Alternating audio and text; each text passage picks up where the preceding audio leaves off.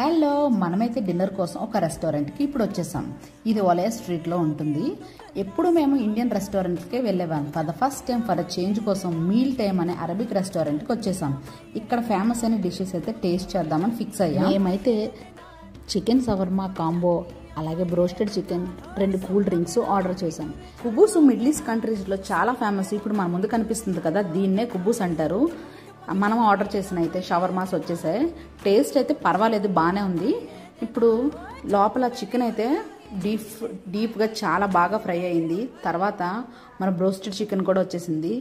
ఈ చికెన్ నేనైతే నార్మల్గా కేఎఫ్సీ చికెన్లా తినేస్తున్నాను, కానీ దీన్ని ఇలా తినకూడదంట.